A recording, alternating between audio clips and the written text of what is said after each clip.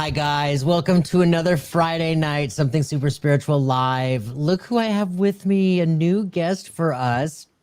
Very well known, Intuitive View Kim. Oh, well, that's true, though. I speak the truth. In the YouTube land, you are well known. Oh, thank you. That's so nice. Hello. Yeah, everybody, this is Intuitive View Kim. You know what? I love your name, Intuitive View. As I was saying Thank that you. earlier, I saw the double meaning in it. And, the view with intuition, but then intuitive you. Yeah, I love it. That I love and it. and I did not come up with. I mean, that was straight from my guides. I mean, they had the name, they had everything ready for me. Just get on and tell people this stuff and go. Yeah, I love that. So, Thank you. first of all, thank you so much for being here. Thank you for having me. Just awesome. So for those of us who you might be new to, where does Kim come from? Kim comes from Northern California. Awesome. And what I think we were talking before, we're open books. So what would you like to? Where would you like me to start?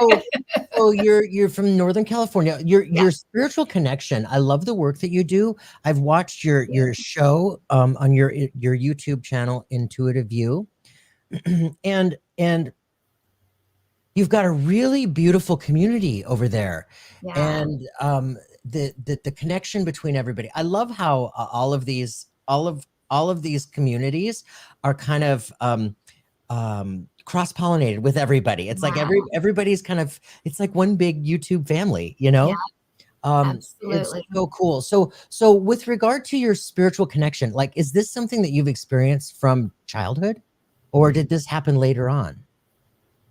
I consider myself kind of a late bloomer. Mm-hmm.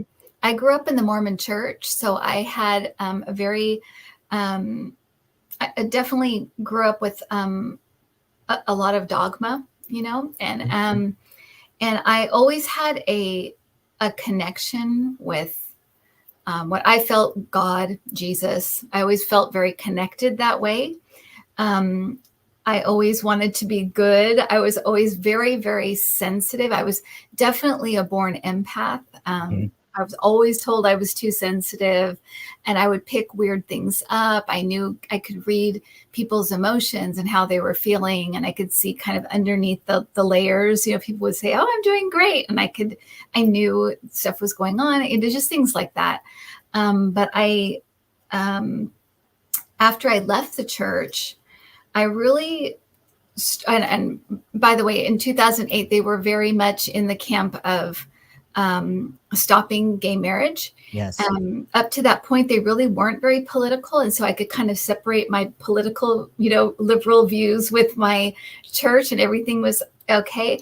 In 2008, they crossed, and I felt like I could find another way to worship, or find another way to, have my beliefs sort of met, but I didn't feel like I could find another way to. I couldn't.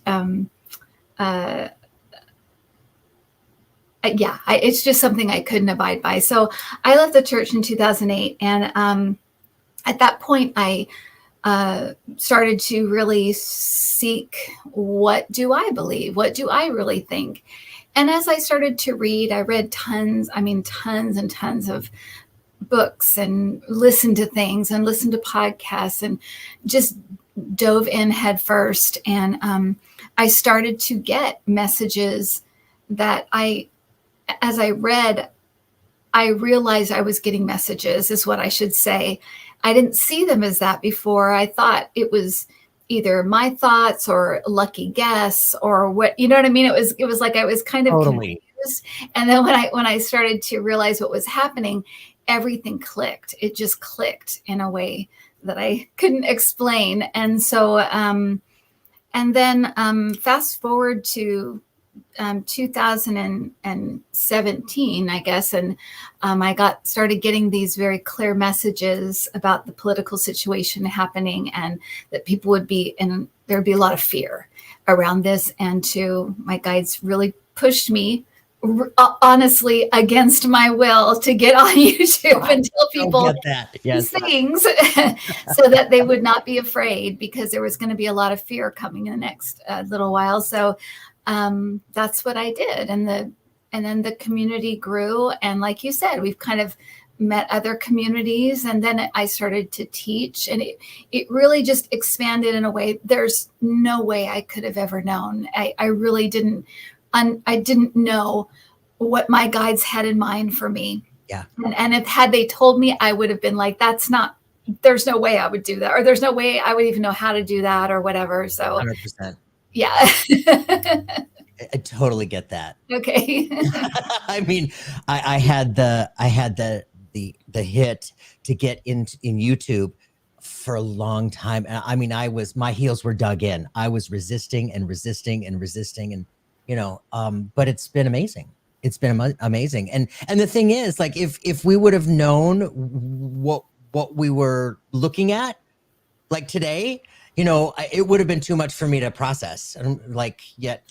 Absolutely. No.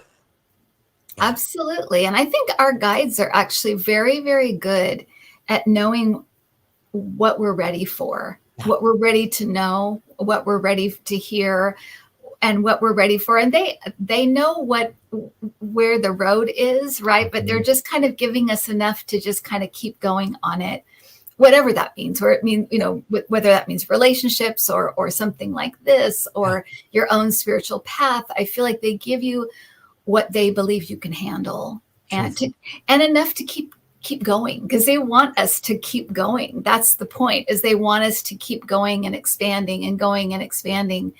And so they don't want to freak us out in any way, so that we turn around or close the door and say, this is not for me. Yeah. That's so true. It's so true. I love how you said, as you started to open up and you're starting to receive the messages, that you thought you were a good guesser. I mean, that was me when the mediumship started happening and I started talking about it and all this evidence was coming through. I mean, it really took me a good couple years to buy into the fact and really recognize. And I would say to friends, I think I'm just a really good guesser. I just must be a really good guesser. So I get it. I mean, I totally get it. Yeah. Yeah, because especially when you are used as the tool, right? It's very, that's the number one question in my classes is, how do I know what's me and how do I know what's them? And the truth is, you don't always know. The information will give you that answer. The validation will give you that answer. You don't, because they work right through you. Completely. Oh my God, completely. And it's so true. In order to know, you have to open your mouth, right? That's right. And that's the scariest part, is finding your voice in it, because you don't want to be wrong. You don't want to look dumb. You don't want to look stupid, and that's the scariest part, is finding your voice. But the only way to find it is to open your mouth. And yeah. I know. And that is, when you want to be a reader, and that's for anybody too that is listening in the chat, when you want to be a reader, the best way to start being a reader is to start reading. Yeah. That really is, because you can only be in the classroom so long. It's kind of like when you take your driver's test, you can take your driver's test, but until you get out on the open road, you really don't know what driving is. And you don't know what all the things that can happen in the different situations. You just got to get out there and start. Yeah, that's a really great point. It's like when you're in training for whatever particular job, or we've been in jobs in the past where there's been training time, week training time, 2-week training time, whatever. But you're never really, like, you don't really know until you actually start doing it. The real life experiences are not really taught in the training world. You know what I mean? So yeah, it's very. They can't go through every scenario you might come across, because they just can't. And so you just have to start doing it. And I'm sure that you can relate, but every reading that I give, I learn something every single time. There's something I learn, that either about the overall big picture, or about how I read, or a new, some kind of new symbol they give me, or new, oh, I didn't know that I could do that, or I didn't know I could feel that, or it's really incredible. But you do have to, if you want to be a reader, you have to start reading. And it's scary to put yourself out there like that. It is. When I started, and I say this for those who are contemplating and thinking about it or feeling the nudge, when I did, and I really was, I was pretty terrified to just even practice. I found that spirit really does bring you a very compassionate group of people who are willing to sit there with you and willing to not judge and just let you figure it out. You know what I mean? I didn't have any horrible experiences at all in those years of training and practicing and practicing and practicing. And yeah, so and I think I think that what you're saying is correct. I think a lot of times spirit will match you up with the right people. The right people will find you. Yeah. And again, part of it is they don't want you to stop. They want you to keep going. So they don't want you to have every awful person that they can find. Right. They don't want a trial by fire. They want to ease you in and make sure that you get comfortable and that you can do. I'm getting chills right now. They're like, yeah that's right. Yes. But they do. They want to ease you in and get you so that you don't back up and say, forget this. This is too hard. I don't like it. Yeah, we're all connected. We're all dialed in. We're all fundamentally a spiritual, eternal being, right? So, some people are just a little bit more sensitive. Like you said, you were told you were too sensitive as a child. I was very sensitive as a child. I didn't experience this in childhood either. But looking back, after it all blew up for me in 2006, now a lot more things make sense. I mean, I was very sensitive. And yeah. I mean, it really makes sense. And it's that sensitivity that is our superpower. That's right. And it is a superpower. I mean, it can help you navigate life like nothing else. It really can, whether it's the people you work with or the people you meet, relationships, companies you work for, houses you want to buy. I mean, it really is this amazing superpower that gives you so much information that's not something you can see or hear or touch. It's another level, another layer, and it is like a superpower. That guidance that we always have, that cheerleading squad on the other side that is always has our back and nudging us this direction and then nudging us this direction and getting us to go this direction through all the synchronicities that happen over and over and over. It is really amazing. Yeah, it is. And to say, that the things that they like warn us against, or they a synchronicity happens that gives us a feeling, oh, maybe I shouldn't do that tonight, or I shouldn't go that direction, or and yeah. Yeah, that's right. Yeah, always and they're and again, one step ahead. And you forget that they can kind of see, because when I tell people, I'll do little mini readings in my club and like personal readings. And what I'll tell people is that when you ask a question like, well, anything, any kind of, relationship question, when should I buy this house, whatever, your guides give you an answer, and everything on the other side is all in the now. They can see it all right now. So it's all like they can access everything right then. And so they know the little things that are going to be coming up. And so sometimes in the moment, their answer is kind of like, oh, that's not even what I was really thinking, but okay, whatever. And then 2 weeks down the road, they'll be like, oh my gosh, I didn't even, this happened and I could never have imagined. But they're always kind of one step ahead, trying to guide us and direct us and help us, especially when we ask. I think that's the biggest thing, is when you ask, they're going to answer you. Yeah. And yeah, so. that's it. I think that's the biggest key, is that in asking, Yeah. we've heard, those of us who have done work with the angels and learning about our, our guardians and archangels, and so many teachers from the past have always said, they're there with us. They won't intervene unless we ask. And I mean, unless it's like a dire emergency, one of those things that Right. we're slipping off of wherever that we're not supposed to be. But yeah, and it's in asking that we're putting that intention out there and with them and looking for an answer. Now, how many times do we not like the answer that we get? And we're like, I have to ask the same question about 30 different ways.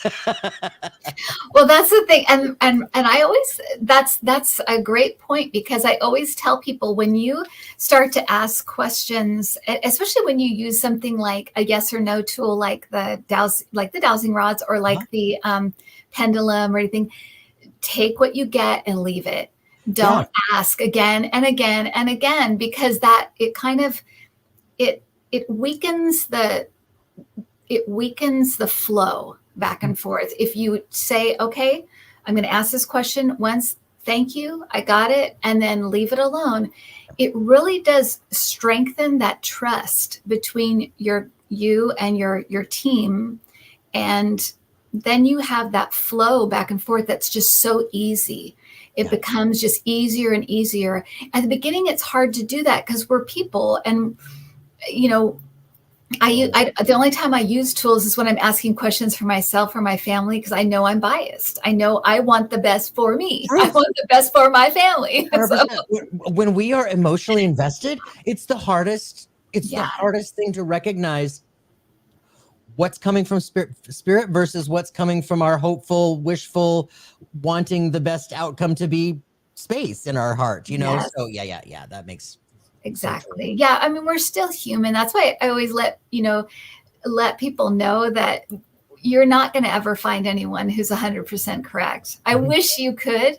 Oh, yeah. You're never going to. Not while we're human, because we're human. We have, we have biases, and we have, a bad day, and we have, times that we're not as maybe we're not as clear, or we misinterpret something, or we're not perfect. And but I also think that's also by design. I think we're not supposed to. We're also supposed to be having our own experiences and figuring things out, and having to stumble once in a while. It's good for us. It's not bad. It's not a bad thing to have to figure things out sometimes. It's true. And all of that stumbling, it's where we grow. It's where we learn. It's where we recognize this new way of thinking, maybe, that is just a little bit of more clarity, or, and it's funny. I like that you said, that we're not perfect, and that's very true. But I heard something interesting earlier this summer. I'm not a sporto. I am not a sporto by any stretch. The only thing sports related I'm good at is skiing. I love to ski. Oh, nice. But when it comes to team sports, like football and basketball and all that, I don't know anything about it. But I heard somebody talking about, when we're talking to psychic mediums and judging them based on whether they have one or two things incorrect or three things incorrect, whatever, he said, look at the sports people, the professionals, look at their averages. They're not 100%.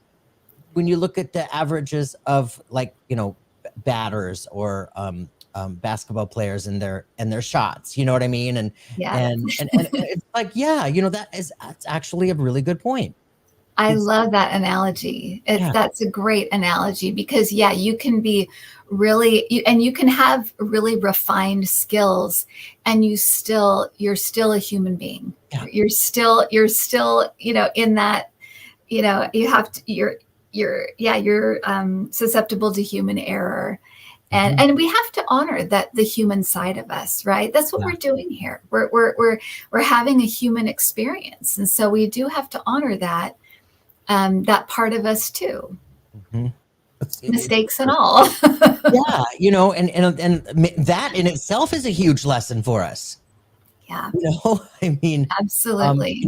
some of us really struggle with perfectionism. The archetype of the perfectionist is within so many of us. And when you look at that from a deeper place, a mystical place, a spiritual place, why is that perfectionist online?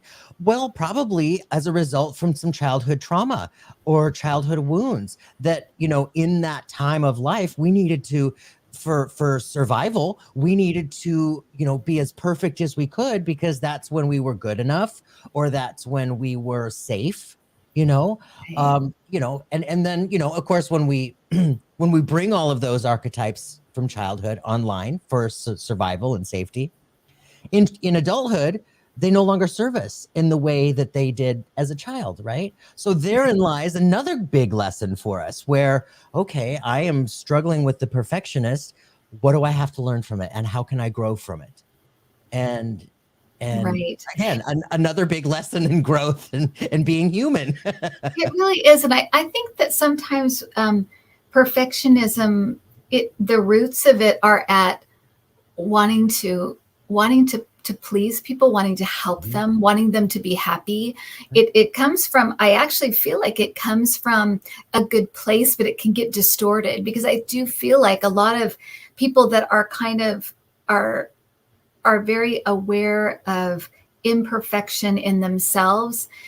They really are usually the people who really want to serve. They really want to help. They want to do their best. I see that in a lot of readers, because they are service oriented, and I think that sometimes that's where the roots can lie, because you want to do your best for others, and then you expect a lot of yourself. It can be turned around on yourself, and yeah. You know what? I've been going to ask you. This has been such a great conversation. But in moving into this work, when the calling becomes a yelling, and this is like, this is the direction Spirit wants you to go. This is where your alignment with your soul lands, right? What was challenging for you during those first steps and getting through to recognizing that trust and the surrender and having? Oh my gosh. What Well, was for me, I didn't know what I was doing. So surrender was easy. And it really was from the beginning. I was like, you guys are having me do this. I'm going to just trust you guys. I don't know what I'm doing. So I would get on, I would deliver the messages. I would get on, deliver the messages. And at the beginning of my channel, I would get what I thought people might want to know politically, because it was all politics. And then I would meditate on it for a really long time. And then I would present it. And what I started to get from my guides was, you need to do this on camera. They need to see what's happening. You can't do it off camera and come on and deliver it. So I started to do, which if we read, you'll see me like scribbling, and it's just I'm just kind of doing scribbles. Yep. And it was a way to kind of, to get in a meditative state really quickly, so that I could allow people to see the process. And because I did that, that led to doing the classes that I did with Debbie, and kind of explaining and showing people that they can learn this process. It's a learnable thing. And that if you practice, and if you really want to do it, you can learn it. And so, but that's what that started. And then people started to write me and say, do you do private readings? And I'm like, do I? I don't know. So I just started to do some like online, because I was too scared to do them like in person or on the phone or whatever. And they really well. So I got really good feedback. So I thought, okay, well, I'll go ahead. And then you have to do the whole, I know a lot of readers have weird stuff with money. They don't like to involve it. So that was another hurdle. Yep. It's all been very, like I said, it has been completely me just relying on my team and saying, I'll try this, but I don't know what I'm doing. And they catch me. They tend to catch me. That's totally it. I'll try this, but Yeah. And trust me, most of the time it is like that. I'm just like, oh, do I? Okay, I guess I'll try.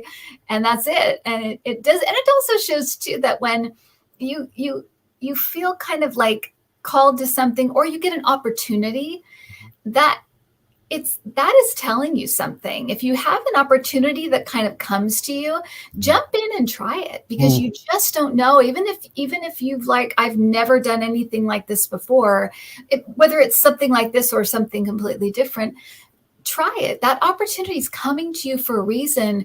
And sometimes it's to make you take a chance or jump into something you wouldn't ordinarily do. So true. It is so true. When I, I opened up in 2006 and I started receiving these, the mediumship started happening during Reiki treatments. And I felt like I had to start talking, right? So I was doing it without any idea that I was doing it. It was just spontaneous. And then throughout the years, when the student is ready, the teacher arrives, and here come the teachers. And I start to understand more of what's happening and what's going on and how I'm getting the information. I'm discovering how my clairs feel on my insides. And it's just magical, when we get to that place where, we recognize this within us and this is what we're supposed to do. I opened basically in 2018, I decided I am going to do mediumship. I'm going to focus on mediumship. That's all I'm going to do. So that's when I started practicing, right? I mean, I literally started, got people, I'd go on websites, spiritual websites of friends of mine and say, hey guys, I need volunteers. And I got these great volunteers. And within a month, I had a teacher that I was working with, a coach actually.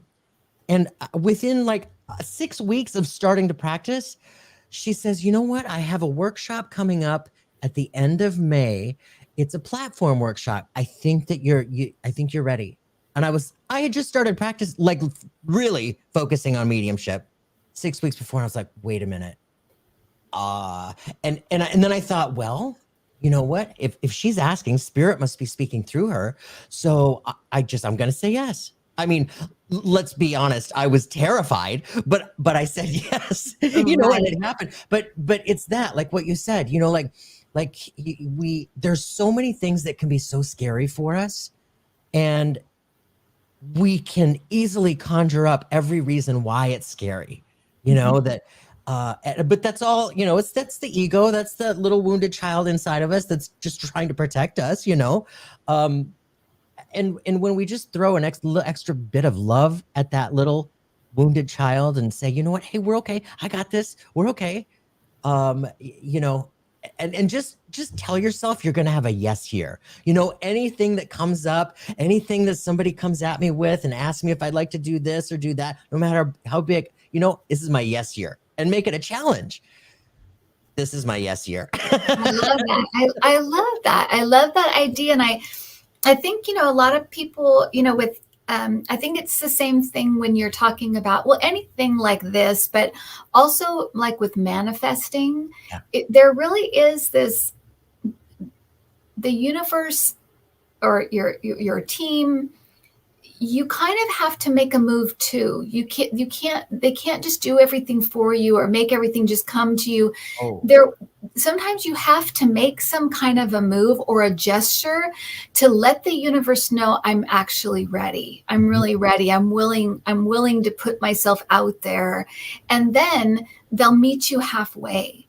I think sometimes with this, whether it's this stuff or with, working on abilities and things like that, or with manifesting stuff, I think sometimes people think, well, I've thought of it, or I've asked for it, and now it should kind of just happen, or it should kind of just, but a lot of times they're waiting for you to make a gesture, to do something to let them know you really are ready, because otherwise, maybe you're not, you're just thinking you are, but maybe you're not. So they're kind of waiting for that gesture. Yeah, it's very true. I talk about that often, where, we ask those questions.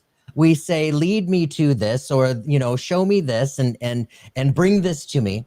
But we have to be proactive at the same time. Yeah. And I've experienced many times in my life where I'm asking for what I think I desire or want or whatever. But at the same time, I might not really be ready for it on my insides. And it's like you have your foot on the gas pedal and your other foot on the brake at the same time. So yeah, Right. yeah, you have to make that gesture. You have to be proactive. We've got to make, yeah, we gotta do the work. That's why we're here. You Well, know? that's it. And that is why we're here. Is so much of our of because people always are like, "What's my purpose? What's my purpose?" And I think that that's one of my biggest questions I get. What's my purpose? But I think that one of all of our purposes here, well, first is to remember that we're a spirit, that we're a spirit having a human experience. That's first. But the other one is conquering fears. And I think every time you do something like that, where, like you said, you kind of take that initiative and you put yourself out there, it is scary, but that's the point. It's to overcome that fear and to know that you can, and to know that you have something in the universe that's going to catch you. You're not without a net. You have a net. It can feel like you don't because you're just doing it and it's scary. Yeah. But that's the point, is to overcome that fear. And so do it. Yeah, do it. Yeah, I love that. When I was getting started, 5 years ago, really focusing on this work, I was terrified. I was afraid of being wrong. I was afraid of like, well, what if it doesn't happen? And I had one teacher tell me a long time ago, when you show up, spirit shows up. Right. And that's what you mean by the gesture, is like you meet them halfway. And it's true. It's so true. Even if you screw up and you really like blunder, it's through that where you recognize, oh, right, what to do next time, and when you get on the other side of that fear, that feeling of celebration on your insides, that feeling of, I did it, Yeah, exactly. Oh, it's so awesome. It's worth it just in that. Absolutely. And then it leads to the next, whatever the next thing is. It helps you to move on to the next challenge, and to hopefully conquer that one as well. Yeah. For sure. So cool. And now, not to interview you, but Jeffrey, did you start as a Reiki master or a Reiki practitioner? Is that how you started? As a Reiki practitioner, and I didn't know anything. I didn't know that it was. I knew that it was spiritual. I knew that it was universal life force energy. I knew that but I had no clue what it would do for us individually and spiritually, and with our spiritual senses. I just didn't know that at all. So that's when it just started happening, and in Reiki treatments, I've got these people next to me. I'm like, well, I think I got to start talking, and then one thing led to another, and suddenly I'm talking with old school Doreen Virtue. Remember her back in the day? Yeah. I mean, I called into her radio show just on a whim. It was one of those things where it felt like spirit poked me in the back, and just out of the blue, I just reached for my phone, and I'm listening to her on Hay House Radio, and I thought, well, I'll never get in. I don't know why I'm doing this, and all of a sudden the phone rang, and then I thought, oh, what is happening? And then I thought, oh, well, they're not going to answer, and somebody answered. What is happening? And all of a sudden, Doreen's on the phone. And I said, I don't know what I'm here. Am I on the right track? I didn't even know what to ask her. I wasn't even prepared. Right. And at the very end of that, I felt like I got poked again in the back. And I said, and Doreen, I'm asking my angels for help, to help me get to your angel workshops and, whatever. And she said, keep asking, miracles happen. And literally 15 minutes after that phone call, I get an email from her assistant telling me that Doreen got a message from her angels, from my angels, that I needed to be there. And she gave me a scholarship for that whole week in Hawaii. And I just needed to get myself there. I was shocked. I was mortified. And I thought, oh, okay, heaven, well, if this is what I guess I'm supposed to be there. So, okay, we'll make it happen, right? Wow, what a great experience. Oh my gosh. So it's just that's how it happened. And then it was with her where I truly started to recognize that I had these clairs. I knew I was experiencing them in the Reiki treatments, but I didn't understand them. And then working with her and those 250 people that week, then it started to click, and I really started to recognize more of what was happening on my insides. You know what I mean? Yes. Yeah. So that's how it started. Yeah, and it's an expansion, you know, and it's forever expanding. Mhm. So where we are right now, in 10 years, this is not where we'll be. We'll be doing, you know, who knows what we'll be doing, but we'll be doing something else, because it just keeps expanding and expanding. I think sometimes people think, you know, well, what is, like, when they ask, what should I be doing? I think they think as if I can find that one thing, then I'll have found it, and then I'll just keep doing that forever. And that isn't the way this is at all. You start one place and you just keep expanding to the next, to the next, to the next, to the next. Yeah.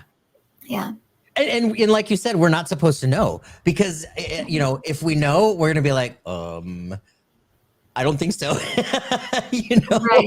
Right. And You know, and if you wonder where to start, where do I start? It's usually where your interest is. It's usually what really piques your interest and makes you, you know, really, it brings joy to you, or it brings real intrigue or interest, something that really stirs your soul. Totally. But that's usually where you start, and it's telling you something. That's called a prompting, and you should follow it, you know, if that's what it is. I love that. The prompting. Yeah. I've had that conversation many times where I've asked people, you know, what lights you up from the inside? What lights you up and makes you go, yes, you know, and Exactly. that's where you start. Exactly. That's right. That's right. I love it. Kim, we've been talking for almost 40 minutes, going so fast. I wanted to say hi to everybody. Let's say hi to everybody. My gosh, you guys, thank you so much. Vicky's in the house. Laura, I know a lot of your people are here. Leah, there's a lot of names here that I don't recognize. Thank you guys for being here. Pomona. Leah. Leah asks, she says, my sound is, thank you. A special microphone. It's a Shure microphone. I don't know if it's special. I have somebody that was in his brother was in music with working with bands, and he always said this was a great mic. So that's why I got it. I don't know. You know? Yeah, that was, I was a singer for 25 years. So Shure microphones, that was always my microphone. So they're right. They're right. That's why. But you're right. There's a bunch of people. Terry at Holding My Space, she was one of in our classes, and now she has her own channel. And I mean, it's all of these things. Like I said, they start one place, but they just keep growing and growing. And her channel is amazing. She's amazing. So, but yeah, I saw other people too, but Terry, and new people. I don't know. I'm looking you up. As soon as we're done here, I'm coming to you. Yay. Terry at Holding Your Space. Terry at Holding Your Space. Oh, I love that. Carol, Michael, and Kevin's Loving Vibration, Gina Halleck. Hi, Gina. Yeah, and everybody. Hello. Yeah. Wiki and Tarot. I love all the names too. Tarot. I do too. Tarot Ask Backwards. I mean. Oh, yes. Yeah, awesome. I love it. John, Tracy, Stover. Hi, Stover.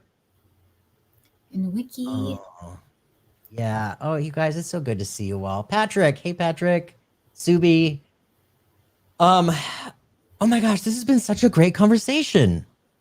It's been so fun. Yeah. Yeah, I love to, but you know what? I talk about this stuff all the time, and I love that's why I started my club, because I just love talking about spiritual things all the time. I think it's so much fun. Oh yeah. It's my passion, and I could talk about it all day. I know, and I do talk about it all day. And me too. So please tell people, the people here that haven't met you, where they can find you, and also let's talk about your courses, because they sound super exciting to me. Your dowsing and your orb class.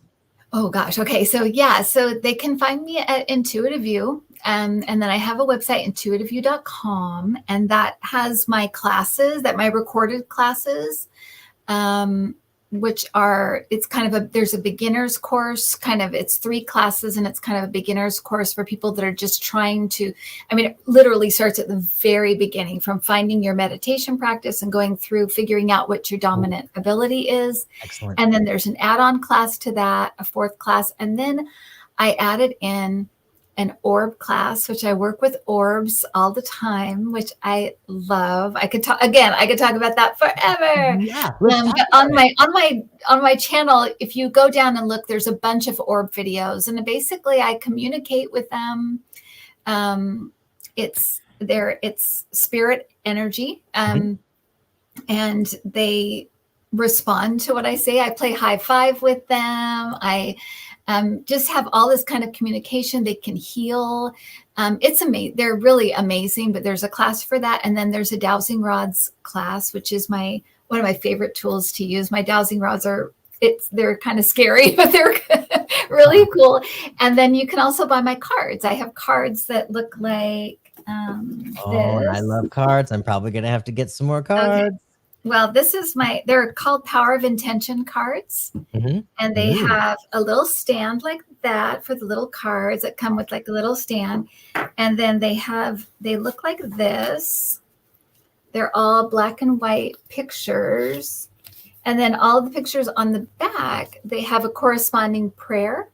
So like this one is flow. So you pick a card a day, a month, or for if you're having, so they can be situational. Like if you have a party to go to, what's the intention I should go in with? But this one is flow, and it has that pretty picture. Oh, and beautiful. The prayer on the back says, I'll put on my glasses to make sure I don't read it wrong. Today, my prayer of intention is to find flow. May I find ways to flow with the universe, and may I avoid being stuck or stopped by my own unwillingness to move within the natural flow of life. And then you can just set the card up and, but anyway, each one has a prayer and a pretty picture, and they were really hard to do. So beautiful. I mean, yeah. But I love them. I love the way they turned out, and I love them. So, but it was not an easy thing for me to do. Yeah, they're really beautiful. Did you take those photos? No, I didn't. I found the photos, but however, it's really interesting because I would have they were all done with my team. Every single card, every single prayer is inspired. And I'd come to one of the prayers and I would think, okay, now what in the world kind of picture am I going to find for this?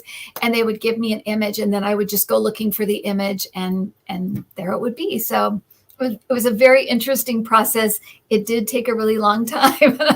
I'm glad they're finished, but I'm really happy with them. So they're just beautiful. I'm gonna have to get myself a pack. So get ready for my order. And I talk about intention all the time, so they're very me. Yeah, I love it. I love it. And that flow, it was so appropriate with the conversation that we've been having about, flowing with this work or whatever work that we're moving into, and absolutely. I mean, absolutely. And it is a flow. It's a flow in the road that you're going, but it's also a flow back and forth with the information and the guidance and all of that. I always say, if you get a message and you're not sure if it's a message, just say thank you, because that keeps that flow going. Once you start to get into that mental headspace of, was that a message? Was that just me? Am I just fooling myself? Once you start going down that rabbit hole, it starts to close the door, or it kind of stops the flow. So when you get a message, or you just think you got a message, just say thank you. That's all you have to do. And that keeps that flow going and that door open. Yeah, totally. Thank you is its own prayer. Absolutely. For sure. Oh, you guys, this has been such an amazing hour. Kim, thank you so much for being here with us. I thought that we were going to get into readings, but we've been talking for almost an hour, and I think that this has just been absolutely perfect. Great. And I just noticed that Leah asked for a healing message from my guides or ancestor having. She did? Oh, well, let's go there then. Yeah. If you saw that, then yeah. Yeah, there's just that one that I just noticed. I'm like, oh, having sacral nerve pain and really trying to stay positive. Is it this one? Oh, there we go. Hi, Leah. Okay. Yeah.